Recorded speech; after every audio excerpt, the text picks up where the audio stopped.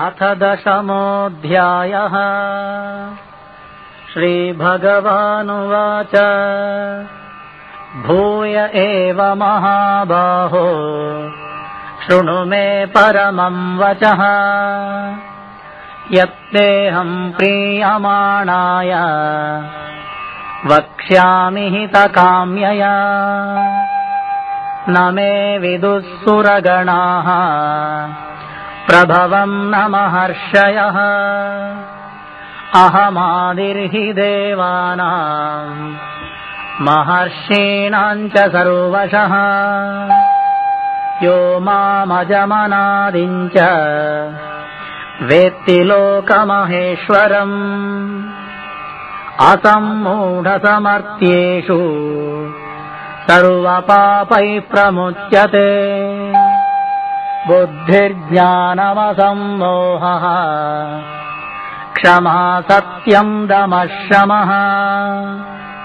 सुखं दुःखं भवो भावः भयं चाभयमेव च अहिंसा समता तुष्टिः तपोदानं यशो यशः भवन्ति भावा भूतानां मत्त एव पृथग्विधाः महर्षयः सप्त पूर्वे चत्वारो मनवस्तथा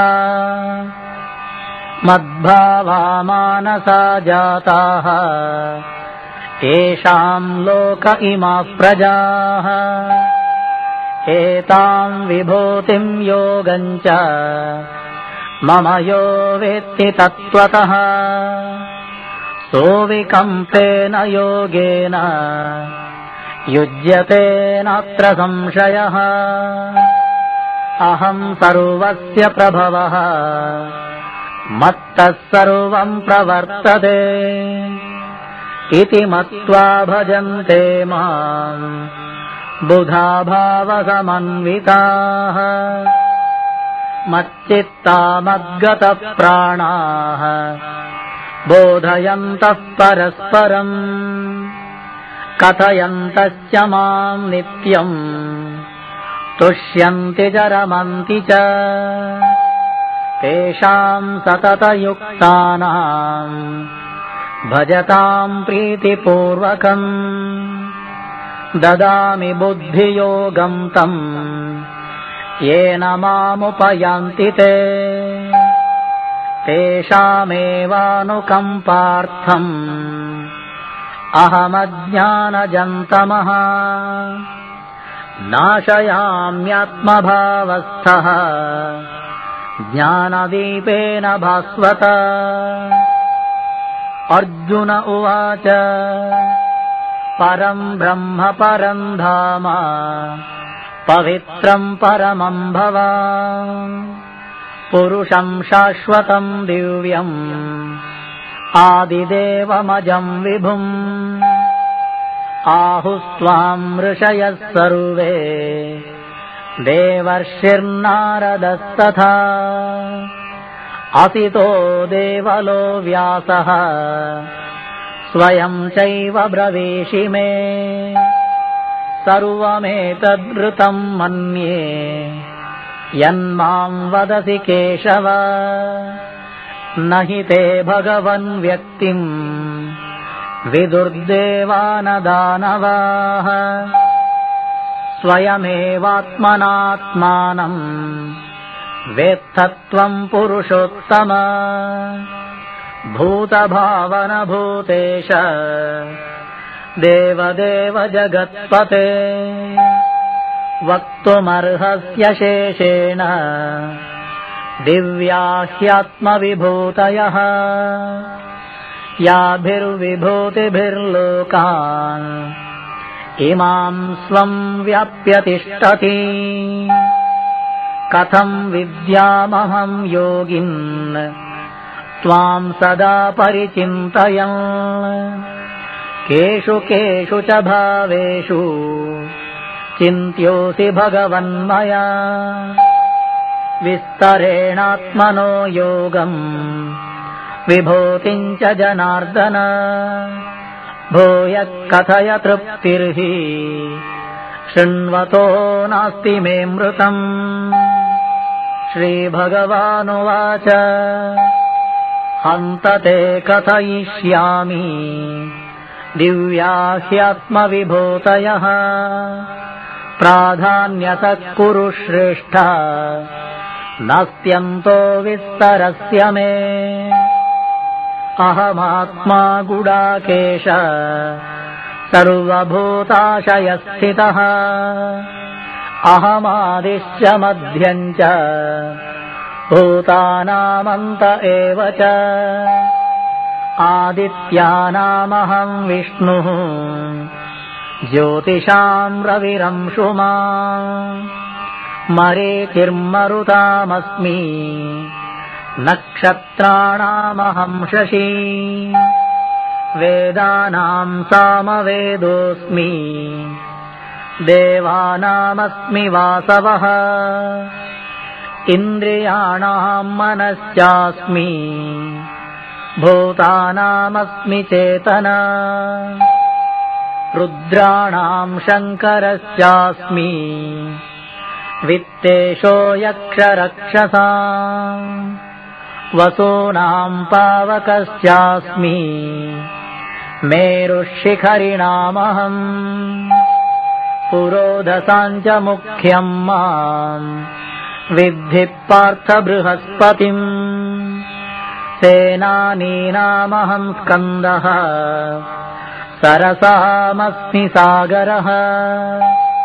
महर्षीणां भृगुरहं गिरामस्मैकमक्षरम्। यज्ञानां जपयज्ञोऽस्मि स्थावराणां हिमालयः। अश्वत्थः सर्ववृक्षाणां देवर्षीणां च नारदः। गन्धर्वाणां चित्ररथः सिद्धानां कपिलो मुनिः। उच्चैश्रवसमश्वानां विद्धि माममृतोत्तमम्। ऐरावतं गजेन्द्राणां नराणां च नराधिपम्। आयुधानामहं वज्रम् धेनूनामस्मि कामधुक्। प्रजनश्चास्मि कन्दर्पः सर्पाणामस्मि वासुकिः। अनन्तश्चास्मि नागानां वरुणो यादसामहम्। पितॄणामर्यमा चास्मि यमः संयमतामहम्। प्रह्लादश्चास्मि दैत्यानां कालः कलयतामहम्। मृगाणां च मृगेन्द्रोऽहम् वैनतेयश्च पक्षिणां।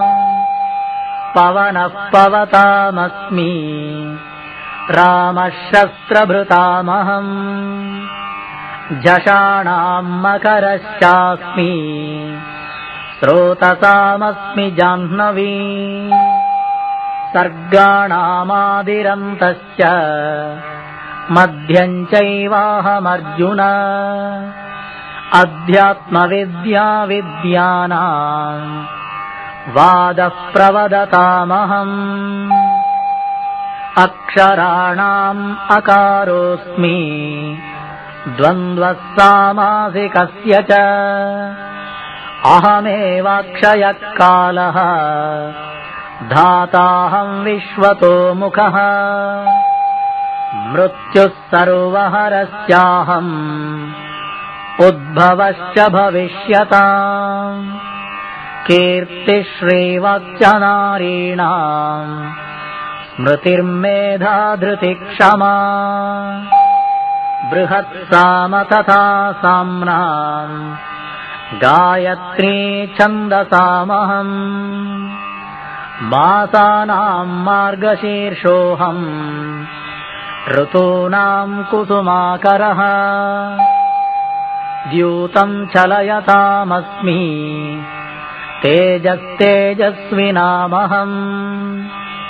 जयोऽस्मि व्यवसायोऽस्मि सत्त्वं सत्त्ववतामहम् वृष्णीनां वासुदेवोऽस्मि पाण्डवानां धनञ्जयः मुनीनामप्यहं व्यासः कवीनाम् उशना कविः दण्डो दमयतामस्मि नीतिरस्मि जिगीषताम् मौनं चैवास्मि गुह्यानाम् ज्ञानं ज्ञानवतामहम् यच्चापि सर्वभूतानां बीजं तदहमर्जुन न तदस्ति विना यत् स्याद् मया भूतं चराचरम् नान्तोऽस्ति मम दिव्यानां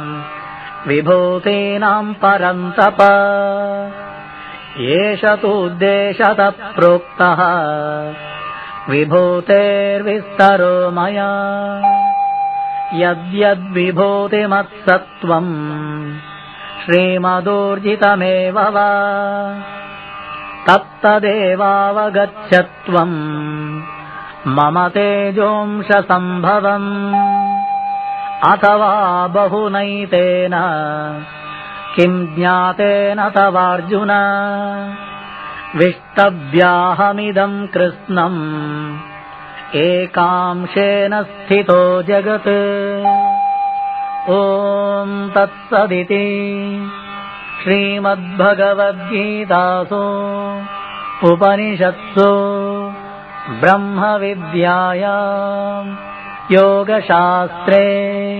श्रीकृष्णार्जुनसंवादे विभूतियोगो नाम 10मोऽध्यायः।